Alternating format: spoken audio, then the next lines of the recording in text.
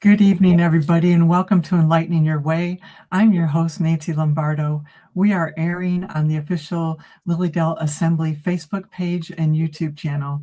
I'm a leaseholder here in Lilydale and the president of the Church Living Spirit, which is an independent spiritualist church on the grounds. I'm a military veteran, retired police detective, fitness and yoga instructor, and wellness is my passion. This show is a combination of my many life experiences and will feature various topics and guests to help enrich one's mind, body, and soul on your pathway to healthy living. My website is wellnesswithnancylombardo.com, where my motto is protecting and serving your well-being. And today is a guest I've had on before, and I'm happy to have him back again, Anthony Mikolojeski.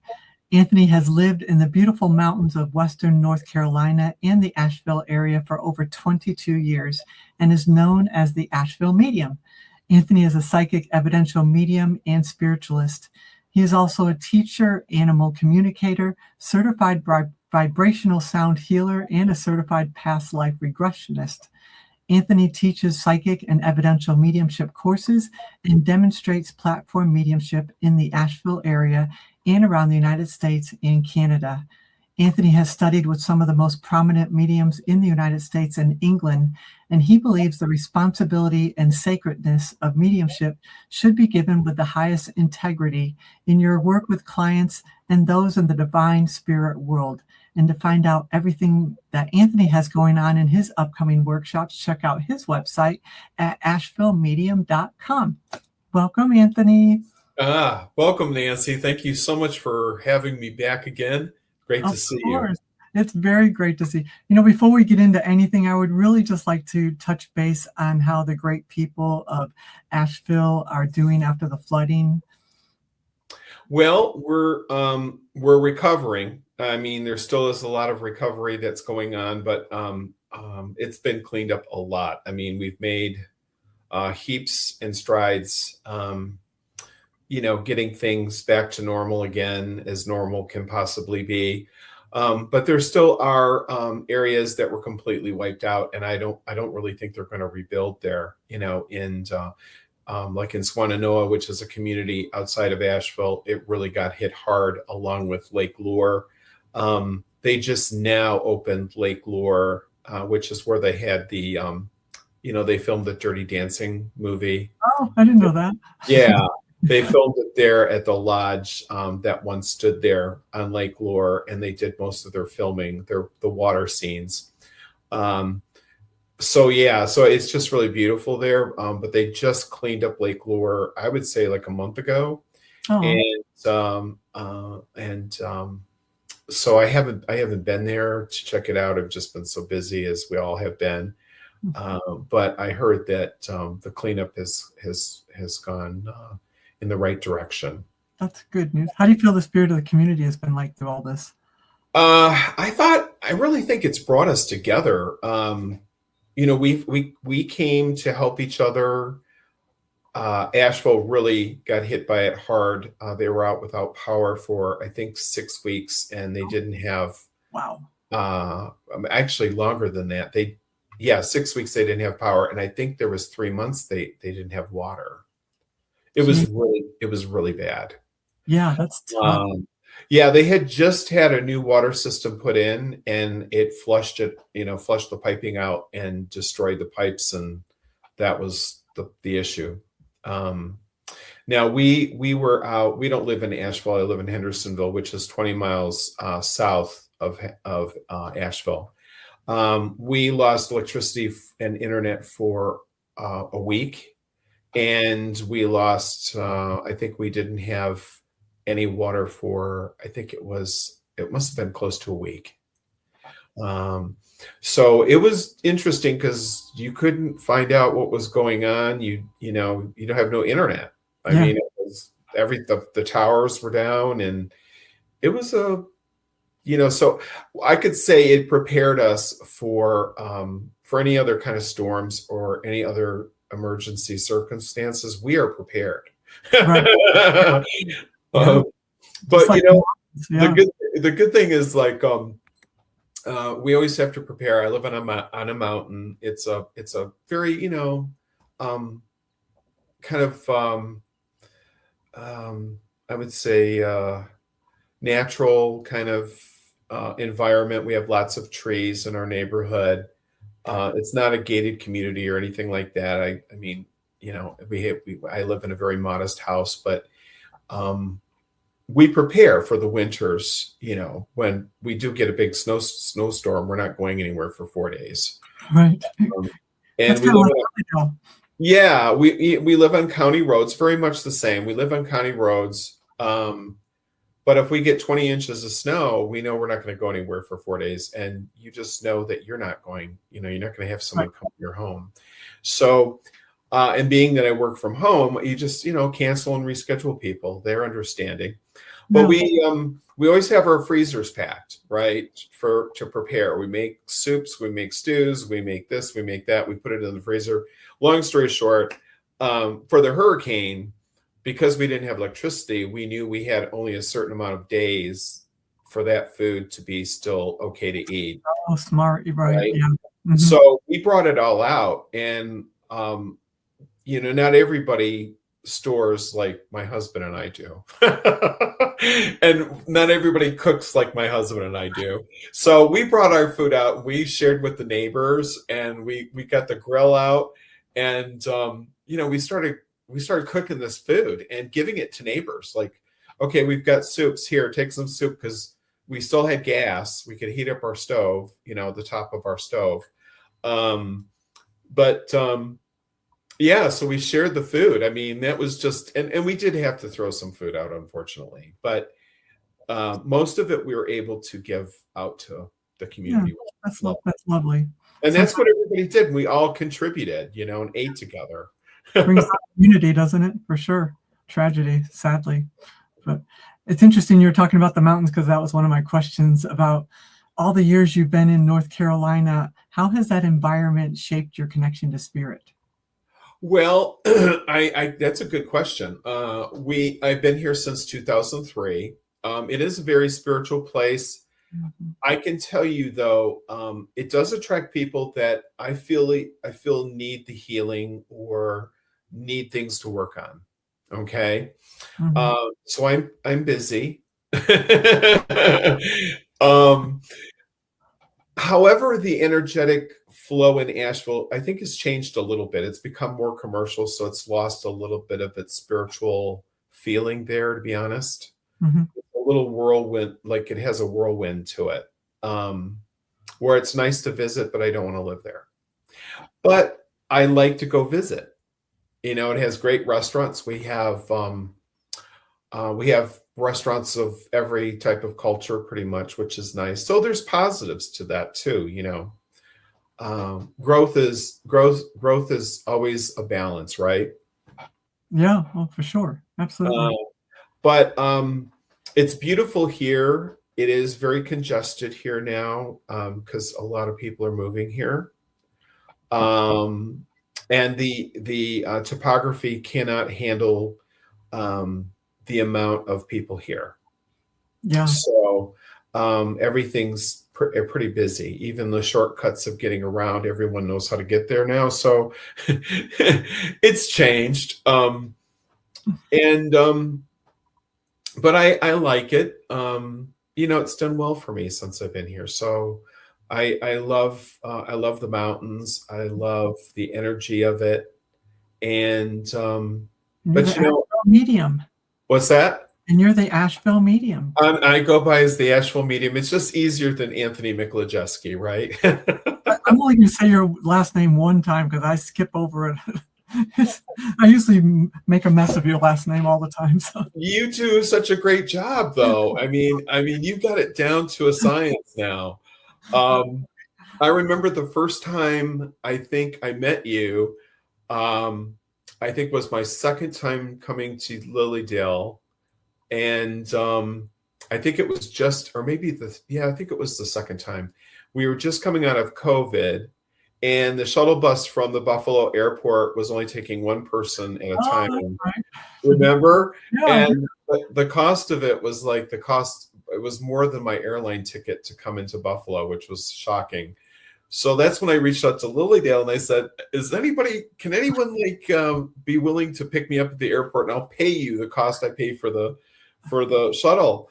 And you came to the surface and said, I'll come and pick you up. And I said, okay, well, this is when I'm arriving and this is when I'm leaving. And you said, I'll do it. And I'm at the airport, and I came in style. She came to pick me up in her Mercedes and her Sedan, and I was like, oh man. I totally forgot about that. That's how we met, remember? Right.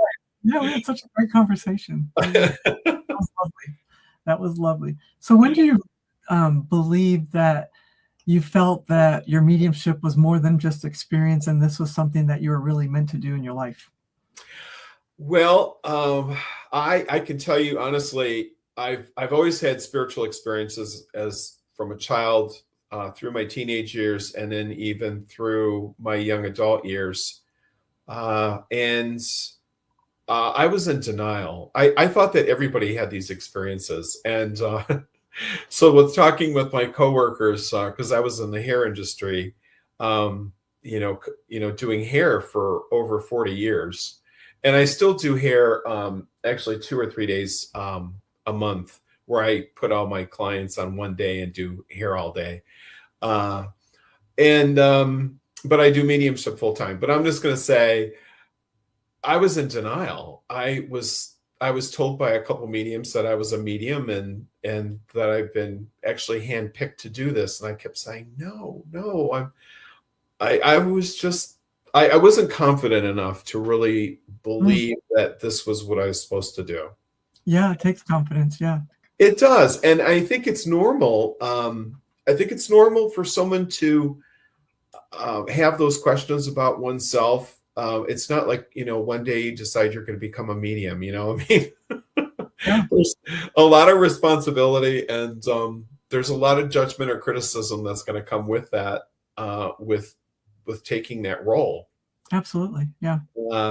And I have to say that, I have lost a few relationships in the past because of it, but I really realized that maybe those relationships weren't that strong to begin with.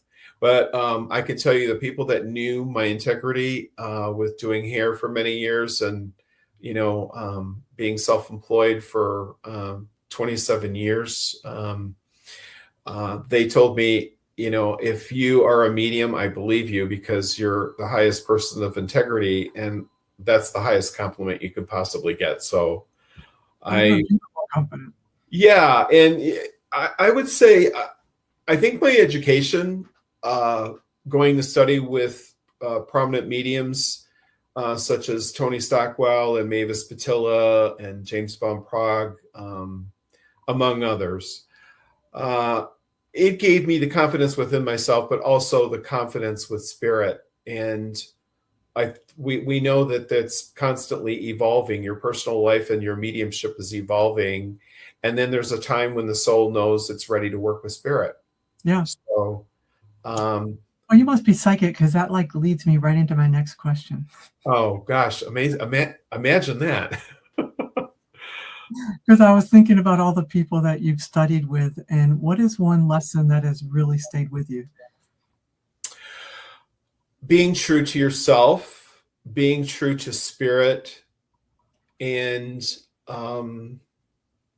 making sure to listen. Yeah. We can hear things, but hearing is different than listening. Explain that a little more. Well, I can tell you when I'm teaching, I can say to someone, now I want you to hear me and listen to me. I want you to listen to what I'm saying. I want you to take your time listening when you're connecting with spirit, and pausing for 4 or 5 seconds to listen to spirit. If you're not listening to spirit and taking the time, and it may seem like eternity for 4 or 5 seconds of silence, but the client doesn't really care about that, nor does the audience. All they care about is the accuracy. Yeah. Right? Yeah. The evidence that you're bringing forth is true. And so sometimes we need to really take the time to listen to get the correct information from spirit. We're such in a rush to get the message or get the answer that's what happens when that happens. We allow ourselves, our ego to get in, our analytical mind to get in the way by a hair of a fraction, by the way.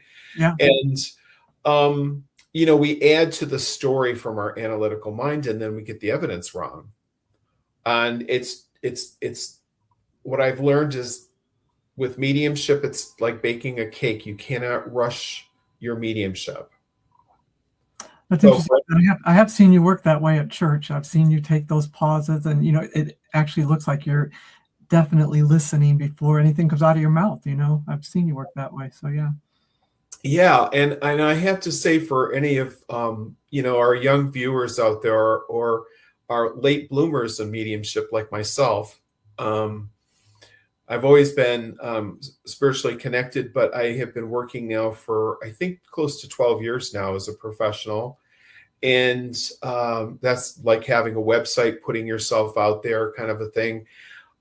Take your time with your mediumship. If you think that you're going to take just, a year of classes and workshops and think you're going to become a medium, that's not what this is.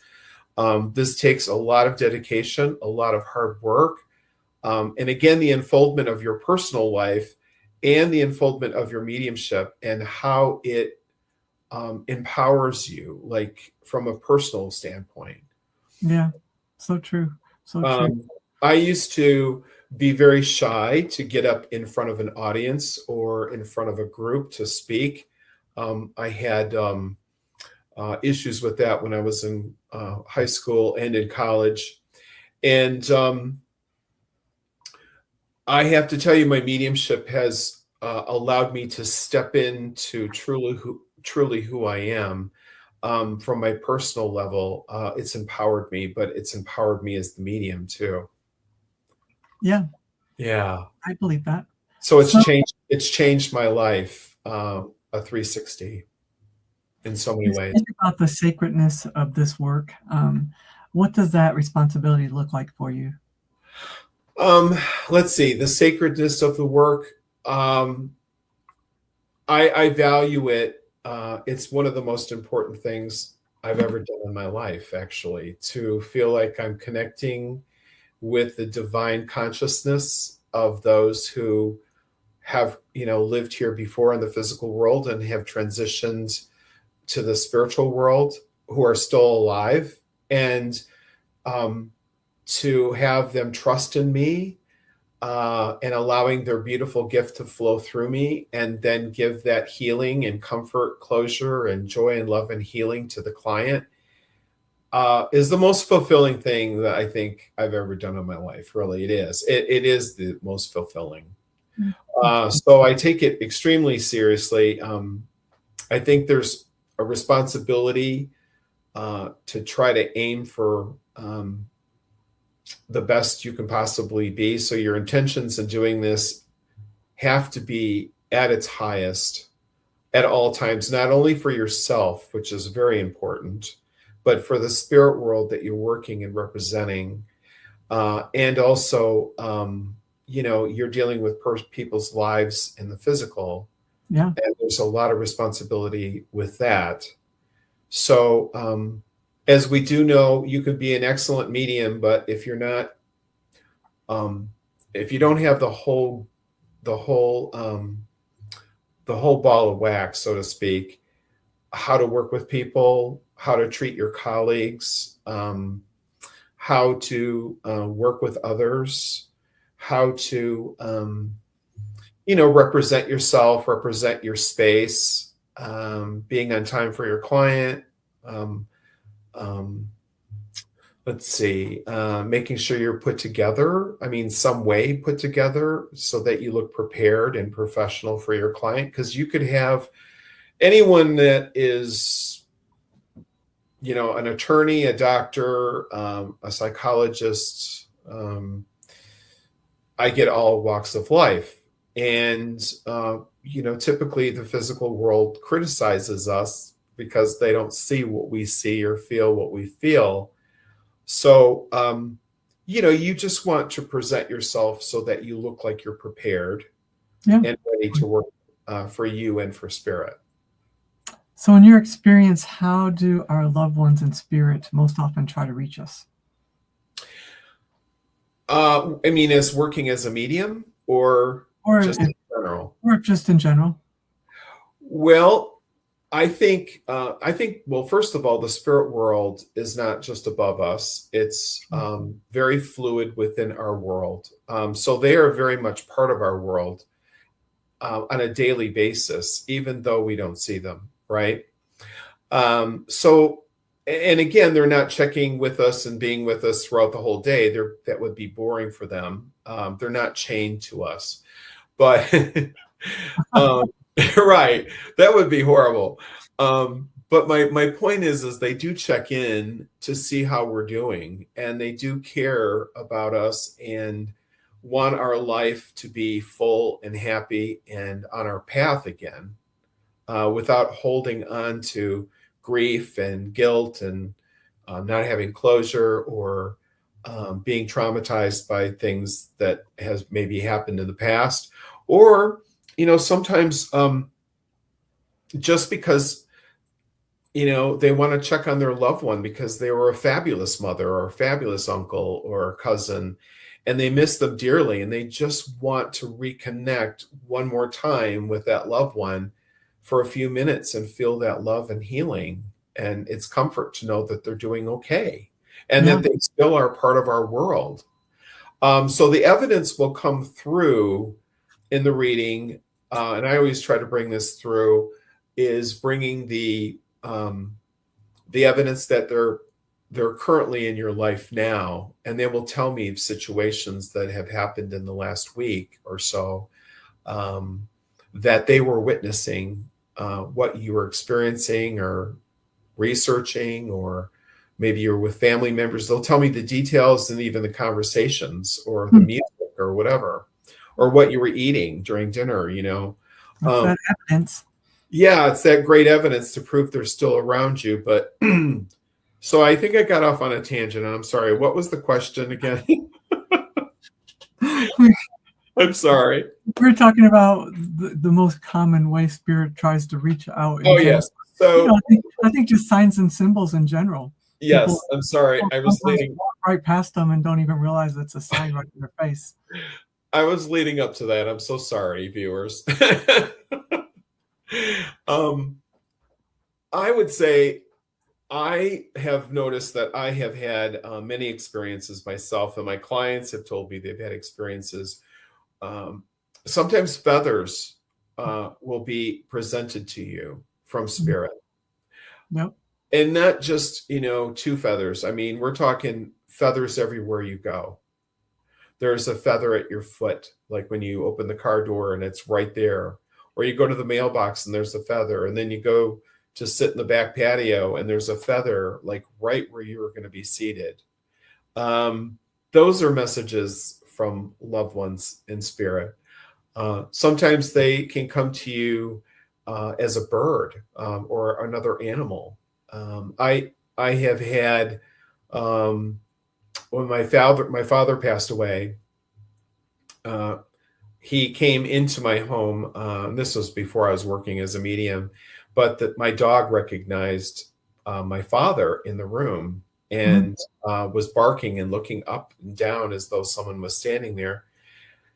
And so I was on my way. I took the dog and went into the vehicle afterwards, and we were going over to a friend's home, and a buck came across and stood in the middle of the road and looked right at me. And my dad was a deer hunter. I'm not much of a deer hunter, but the deer was of representation of my father.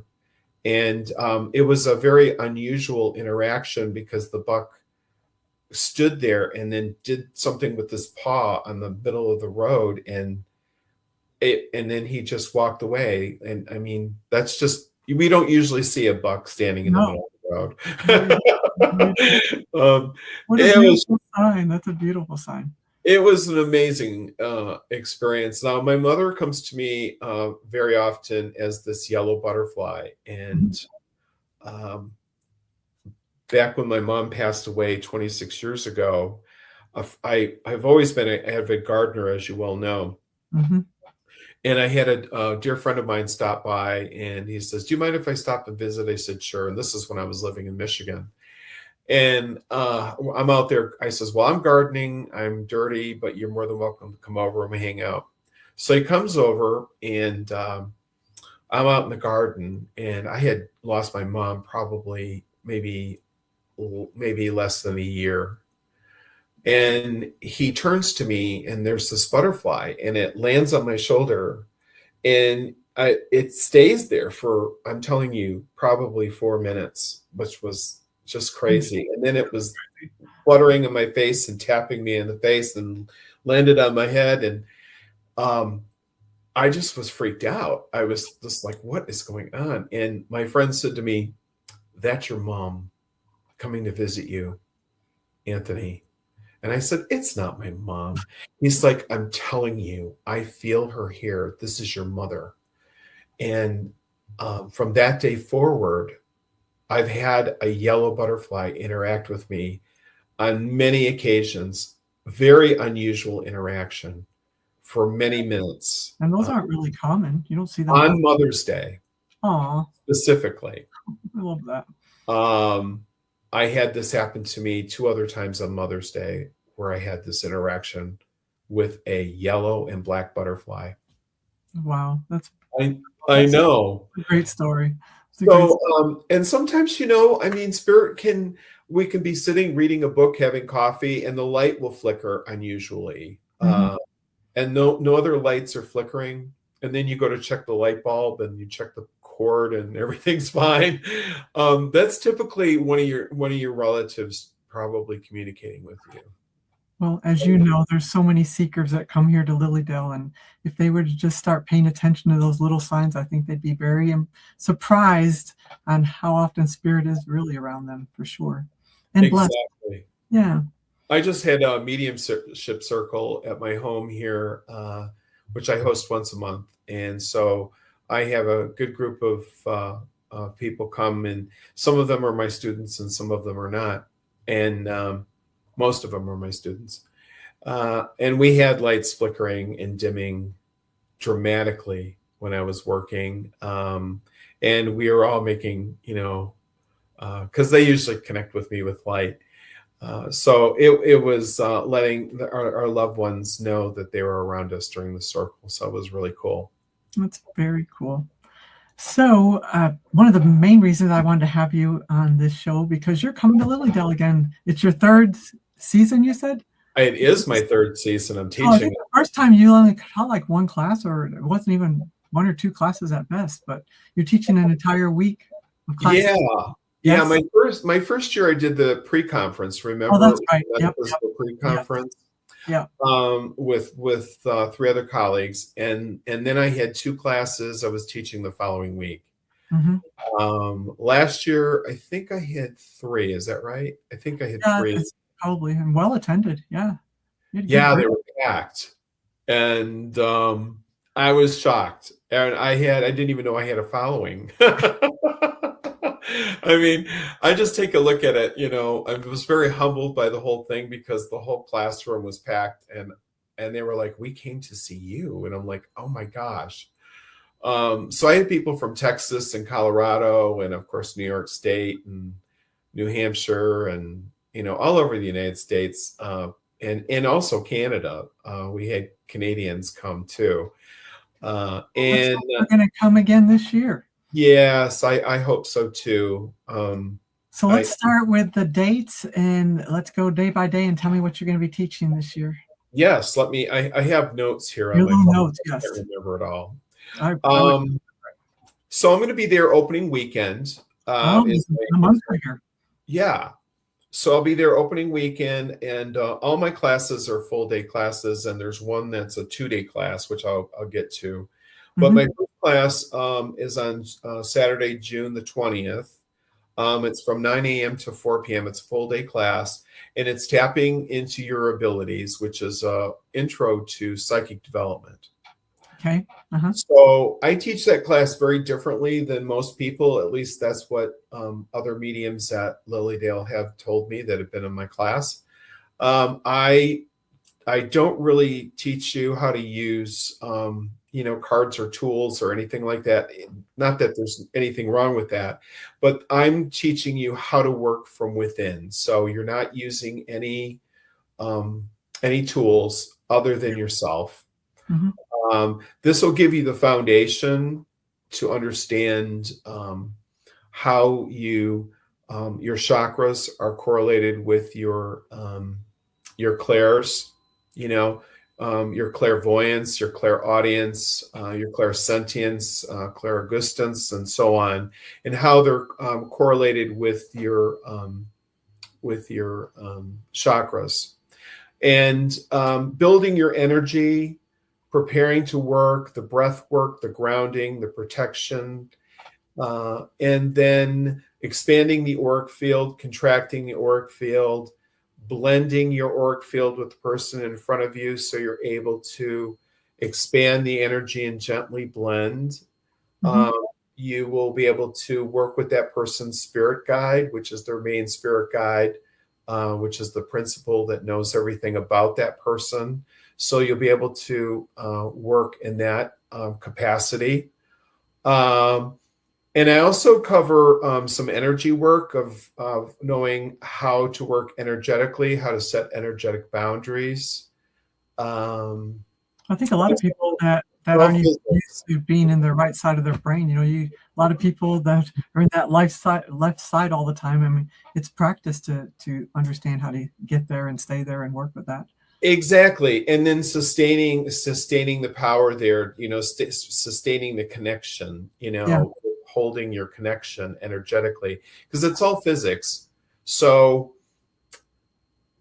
but it gives you the foundation of working more into the psychic and gets you prepared so that you know how to work into the mediumship when you're ready to go into that department.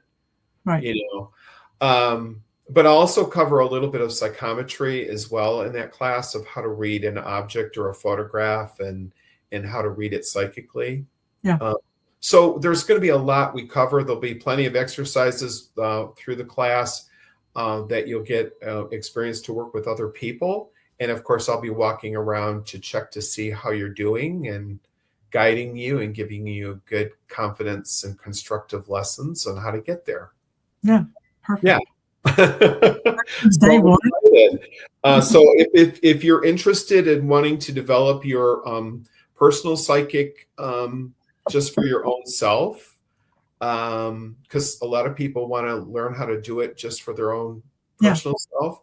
Right. Or if you've always been wanting, you felt like you're guided towards this and you have these experiences that you can't explain and you want to get to understand it more, come and join me.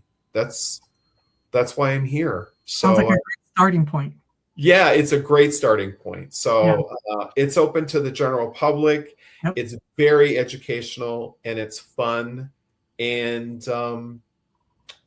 we're going to have a good time. I'm sure. Yeah. All right. What's day 2? Okay. Day 2, which is Sunday, the 21st, that the next day, another full day class from 9 to 4. And it's connecting deeply with spirit. And this one is an intermediate mediumship class. So if you have already taken mediumship courses and you're kind of still in the beginning or intermediate, I think that this is a great class for you. And we will do, again, more exercises. You'll understand a little bit more about when you get no's in your mediumship, which is, you're giving the evidence and someone say to you, no, that's not really it. Well, rather than asking the person in front of you, which I always say not to, go to spirit and ask spirit for the information, because all the information's here. It just makes you work a little harder as the medium to go back to spirit to get corrected. Great advice, yeah. Yeah, and just like what we talked about earlier is like sometimes we go back, we ask the question, and we wait for the answer. Mm-hmm. There's a pause, Yeah. and they'll say, "No, you misinterpreted it. It's not. It's the other way around, Anthony." And I'll go to the client and I'll say, "Oh, I was just corrected. They said it's the other way around." "Oh, yes, exactly. I know exactly what you're talking about. Yes, spot on." You see, Yeah. she didn't give me, or he didn't give me the information, spirit did, and that's what makes you a better medium. And I Okay. think a lot of people that are studying, they know where they're at, whether they're beginner, whether they're intermediate, whether advanced. I mean, they know where they fall at. So Yeah, and I just want to say, you have to be very truthful to yourself when you decide to come into a classroom of where you think you fit. right. Um, And I just want to tell you, I've taken over, when I was in my development stages, and I'm still always learning. Of course, even though I'm an advanced medium, we always learn. We still take courses, and we're constantly learning. It's not make myself sound like I know it all, but my point in saying is that I had to take some classes over if I didn't feel like it really sunk in, or I Mm. didn't quite get it all. Yeah. I've taken some classes 2 times, Yeah. and it really helped me. But I was honest with myself, That's you know. very nice. Yeah. Yeah, and there's nothing wrong with that. I've had several of my students take some of my classes over a couple times, and they said, "Oh my God, I finally got it." And you can see how they work, that they have finally, it shows in the work. Yeah. The next class that I have is the following day, which is June 22nd. So it's 3 days in a row I'm teaching. Yeah. Um, You'll be tired. Understanding the importance of psychometry in your mediumship. And so that's Monday, June the 22nd from 9 to 4, another full day class. You'll be expected to bring some items, like things that maybe have been gifted to you or passed down to you. You can bring photographs of your loved ones as well. Or maybe you purchased something personally that you wanted to, that reminds you of your loved one in spirit. They haven't given it to you personally, but the energy that's around that item is around that particular loved one. The energy will come out of it. Mm-hmm. So we will be doing, of course, psychometry. I'm there. One thing that I've learned when I went to Arthur Findlay College is from Tony Stockwell is the psychometry in mediumship is the most important, because you're able to feel, get more in touch with your feelings and with the item. And he used this as an example is that sometimes when we're still in the beginning or intermediate part of our development as a medium, we're still kind of intimidated with sitting so close in proximity when we're reading in the exercises in the class. Mm-hmm. And there's this nervousness, right? Or what if I get it wrong? And all these feelings that come across when we're sitting with someone we don't know. So when you're using the item in psychometry, you're not intimidated by the item. You're able to hold it in your hand. You're able to feel it. You're able to, there's no judgment in that item. They can't judge you, and you're not distracted, you see.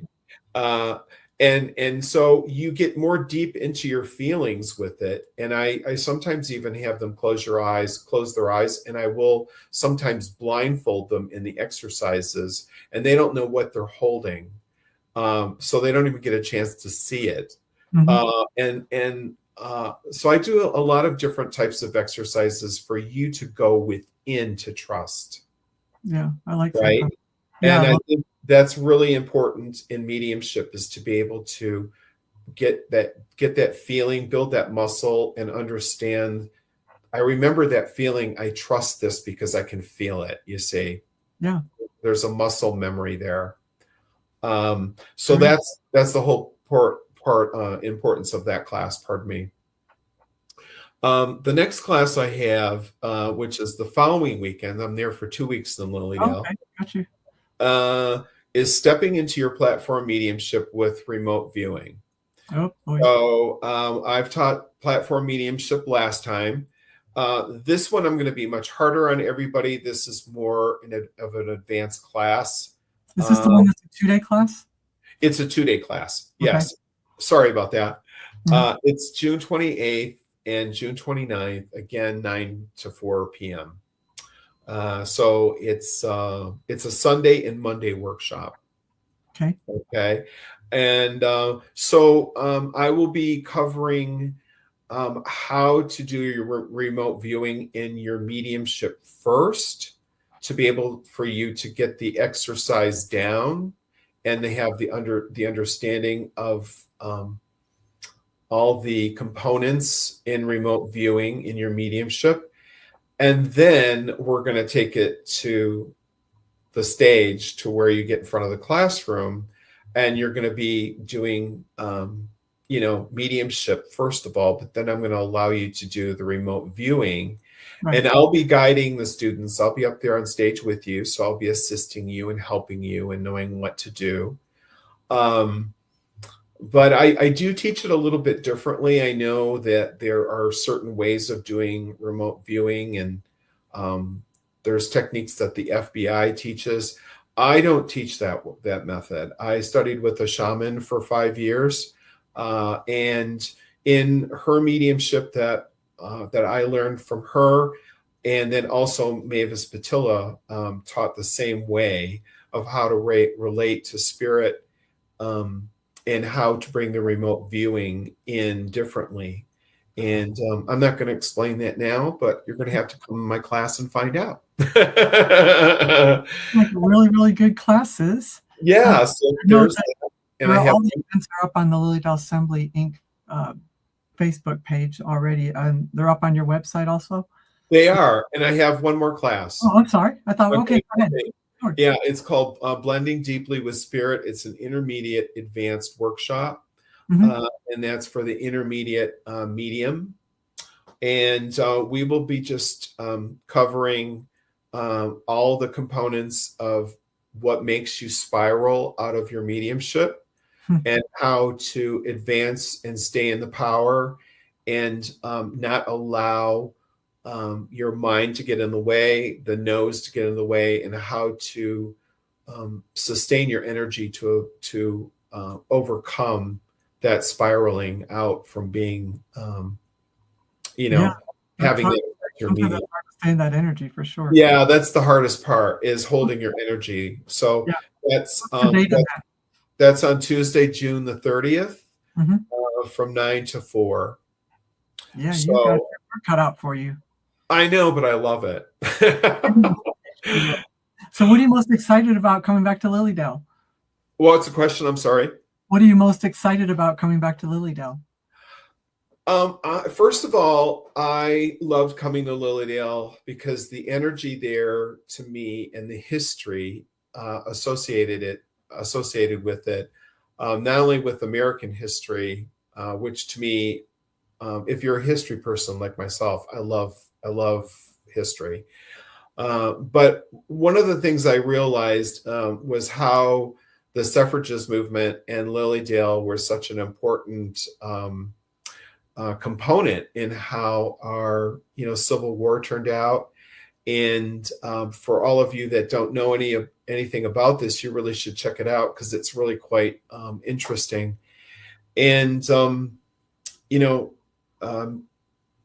Lilydale's been there for 150 years, and so there's been mediums and healers that have congregated there, and forward thinkers that put their lives at risk to do their mediumship and spiritualism, which was, frowned upon. I mean, it was a different time. Women didn't have voting rights. They couldn't speak in public. They couldn't inherit property. There was a lot of things going on there at that time. And so we have to acknowledge those people who have given us the freedom to be able to do this work and not be, victimized. And so it's such an honor to go there, and I feel the essence of it. I've made so many great relationships there, and You look like you're at home anymore coming in. yeah, and it's like a summer camp for people that are searching a medium. And for mediums, it's like a summer camp for all of us to get together and Yeah. learn from each other and support each other. And I think that's the most important thing. Well, Anthony, I think we got it all. I'm excited. I'll be seeing you sooner than later, I'm sure. It's just around the corner. Time goes by so quickly, doesn't it? It really does.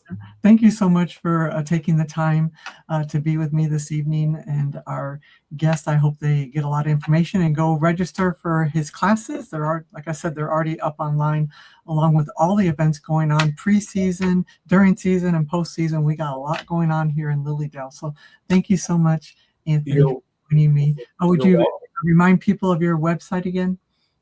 Yes, it's ashevilleMedium.com. And you can go to my upcoming events and workshops page 2026. Everything's listed there in detail, and the links to get to Lilydale obviously are there. And then I have other things going on too. So, but yeah, please visit my website, and drop me a line and say hi. And hopefully we'll see you at Lilydale. Yeah, and if anybody has any questions, please put it in the comments and we will answer your comments. So thank you, Anthony, for joining us. Thank you all for joining me, and we will have another episode of Enlightening Your Way in 2 weeks. Make sure and check back on this Facebook page, the Lilydale Assembly official Facebook page, for everything going on in Lilydale. My Facebook page, Wellness with Nancy Lombardo, and my Instagram, nancy.k.lombardo. My name is Nancy Lombardo. Thank you, Anthony, and thank you all. Good evening, everybody.